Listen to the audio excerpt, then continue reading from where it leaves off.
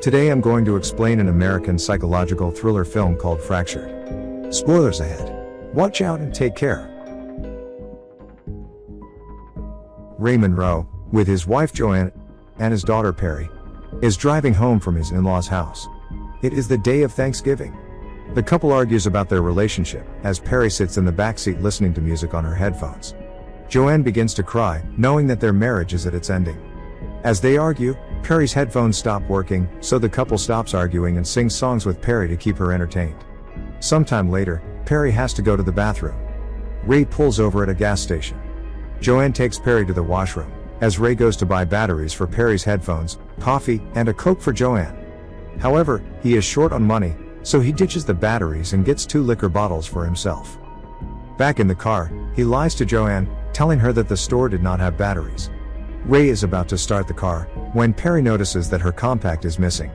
When they do not find it in the car, Joanne goes to look for it in the washroom. Ray gets up to check under Perry's seat but accidentally drops his coffee. Perry is outside the car. As Ray is distracted, Perry wanders off to a nearby construction site. She sees a balloon and goes near it. Just then, a dog comes near her. She starts calling Ray for help. As Perry retreats, she is stuck between the dog and a construction pit. Ray finally notices the dog, and asks Perry not to move and slowly tries to avert the dog's direction towards himself. Just as Ray throws a stone at it, Perry gets scared and falls into the pit. Ray runs to save her and falls into the pit as well. He falls unconscious. He wakes up a few seconds later and sees Joanne running towards them. Perry lies unconscious beside him, while Joanne checks her for injuries. Ray is still in shock and doesn't say anything. Joanne comes to him crying hysterically, but he pushes her aside. Ray closes his eyes, and when he opens it, everything seems normal. Perry opens her eyes, and he takes a sigh of relief. However, her arm seems to be fractured, so Ray gently picks Perry and takes her to the car. Joanne suggests they call an ambulance, but Ray claims to see a hospital nearby. While they drive to the hospital, Ray nearly crashes into another car. Perry lies in the back seat with Joanne and is in a lot of pain. When the family gets to the hospital, Joanne and Perry sit in the waiting area as Ray checks them in. The hospital is crowded, so the receptionist tells him to wait for their turn. As the 3 of them wait, Perry whimpers in pain. Ray goes to the receptionist again and asks to be sent earlier than others. However, she just makes him sign paperwork and asks him to wait. He goes back to his family in the waiting area, where Joanne apologizes to him for being rude earlier. After a while, the nurse calls Ray's name. The family is taken to a room, where the nurse notes down required information about them. The questions start to get intrusive, which annoys the couple. The nurse then asks them to register Perry as an organ donor, but they refuse. Even after being denied, the nurse pushes the topic, but Ray dismisses her. Another nurse then takes them to a ward. Perry is put into a hospital bed, and a doctor finally sees her. He confirms that Perry's arm is broken and tells them that she needs a cast. When the doctor finds out that Perry has also hit her head, he advises them to do a CT scan. The nurses cast Perry's arm. She is then put in a wheelchair and taken to the CT scan lab. It turns out that only one parent can go to the area at once, so Ray stays outside. Perry tells him that she loves him before they part. Ray falls asleep while waiting for them. He wakes up in a few hours, and asks the receptionist about his family, but since the shifts have changed, she doesn't know anything. She asks him to wait while she checks the records. It has been several minutes, but the receptionist doesn't say anything. Ray asks her again, this time a little annoyed. She then checks the morning record, but Perry's name is not in it. Frustrated, Ray asks to see the doctor who checked Perry, but he has changed shifts too. Agitated, Ray yells at the receptionist and bangs her desk, so she immediately calls the CT room. However, the person from the lab tells her that only one old woman has come to the lab that day. Ray is beyond frustrated. He angrily asks her about his family, but the receptionist looks at him as if he is crazy. She even blames him for coming into the wrong hospital. Ray insists that it is not possible, but she ignores him and starts talking to someone else. Worried about his family, Ray runs to the restricted area of the hospital, only to be stopped by the officials there. He informs them of their visit this morning. The doctor checks the day's record but sees no patient by the name of Monroe. Frustrated, Ray looks around and sees the nurse who helped them earlier. The nurse recognizes Ray. Believing that he has proved his point, Ray sighs in relief, but the nurse adds that she doesn't know anything about his daughter or his wife. According to her, Ray came in for a head injury and was alone. Agitated, Ray blames the nurse for lying. The doctor assumes he has a contusion from his head injury and offers to treat him. However, Ray almost attacks the nurse and has to be restrained. The doctor injects him with sedatives to calm him down. He is then locked into a room by the guards. Ray tries to unlock the door, but the drugs make him hazy. To make the sedative not work, he injects himself with an injection he finds in the cabinets. He then tries to unlock the door again, but it doesn't work. Hence, he breaks the glass door and runs out of the room. However, before he can escape, people notice him running away. The security chases him, but Ray somehow manages to run out of the hospital and hide in his car. A police car is right outside the hospital too. Taking the opportunity, Ray stops the car and tells the police about Joanne and Perry. The police, suspecting that he is lying, ask for identification. After he shows them his ID, they agree to help him. The receptionist sees Ray walk into the hospital again, but this time, she cannot do anything because of the police officers. She calls the security before assisting them. The guards then let them in. Ray takes the police to the doctor from earlier. The doctor admits that there can be a mistake in the records, and Ray demands they be taken to the CT lab. The doctor agrees. However, the guards take them to the third floor. Ray clearly remembers the CT lab being in the basement. At the lab, it is clear that Perry was never there. Ray then demands to call Dr. Bertram, who had checked Perry that morning. The staff obliges. Just then, the receptionist comes in with the paper that Ray had signed this morning. However, it doesn't prove the presence of Joanne and Perry.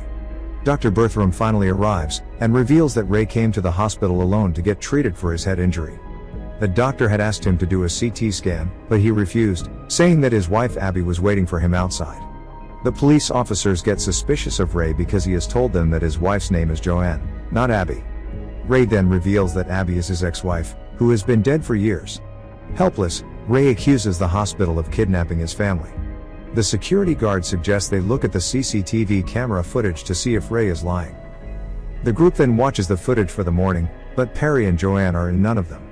Ray claims that it is because of the camera's angle. The police officers do not believe Ray's story anymore. Ray then asks them to go to the gas station to figure the truth. He even finds Perry's scarf near the hospital bed she was in the morning. He claims that this proves she was here, but the police need more evidence than that. The doctors suspect that Ray is not in a mentally stable condition, so they introduce him to a psychiatrist named Teresa Jacobs. Teresa takes Ray to a room and shows him his administration record, which doesn't mention Perry or Joanne. Teresa calmly talks to him and inquires about the incidents of that morning. She also asks him about Abby. Ray then reveals that Abby died 8 years ago in a car accident, and he couldn't save her because he was drunk. Frustrated, he starts to cry. Teresa now knows for sure that something is wrong. She suggests the police go look at the place the accident occurred this morning. According to Teresa, Joanne and Perry might still be there. The police officers then take Ray and Teresa to the construction site again. They call for backup to help them with the search. Then they find Perry's compact on the pit. They also see a pool of dried blood in the concrete. The police realize that this cannot be Ray's blood, because his injury isn't that bad. The missing people and the blood make the officers realize that the place is a crime scene. However, Ray, in turn, blames the police officers for planting the compact and the blood to falsely accuse Ray. He believes that the police want to save the hospital for what they have done to Joanne and Perry. Teresa, on the other hand, tries to calm Ray down and asks him what happened to Perry. Ray starts to blabber. Teresa then asks him if he pushed Perry down the pit. This makes Ray go silent. He doesn't move and stares into the distance. The police then arrest him on the suspicion of killing his wife and his daughter. As they are about to handcuff him, Ray snaps. He snatches the officer's gun and points it at Teresa. Then, he makes them go into the gas station and locks them there. Taking Teresa's key card, Ray drives to the hospital in a police car. He hides the gun and goes inside. His plan is to go to the basement, where he believes that Joanne and Perry are captured. While he is at it, he comes across the maternity room. The children remind him of the day Abby died. He reminisces of the death which had killed both Abby and his unborn kid. He somehow manages to get a doctor's apron and disguises himself as one. He gets into the elevator and is about to go to the basement, but the security guard from earlier joins him. He and Ray get into a fight. In the end, Ray strangles the guard to death and takes his keys. Ray is finally in the basement of the hospital. As he looks around, he finds Perry's toy in a bin nearby. Sure that his daughter is somewhere near, he takes the gun in his hand and searches for her. Then, he sees 2 doctors delivering boxes of human organs somewhere. Ray finally realizes that Joanne and Perry were brought here to get their organs harvested. This explains the nurse trying to make Perry an organ donor that morning. Ray then enters a room, and is horrified to see several dead bodies with missing organs. He rushes out of the room looking for Perry, and finally finds her in another room being operated on by surgeons. Joanne is in the corner of the room, highly sedated. The doctors had drugged her. Ray then holds the surgeons at gunpoint, and places both Joanne and Perry in a wheelchair. But before he can run away, the doctors restrain him. They are about to inject him with drugs, but Ray manages to free himself by shooting a device and causing an explosion. Ray finally runs out of the room with both Joanne and Perry in the wheelchair. He kills another doctor in the hallway. He brings his family out of the hospital and puts them in the backseat of his car. The family finally drives away to their home. Perry tells them that her arm still hurts, so Ray sings her a song to make her feel better. Just then, the camera pans to the back seat, and we see that the people sitting there are two random people that Ray has kidnapped from the middle of their surgery. Ray gets flashbacks from the morning, and we get to know that Perry died when she fell into the pit. When Ray pushed Joanne, he killed her as well.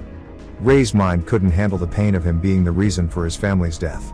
Hence, his mind constructs a new reality in which both his wife and daughter are still alive.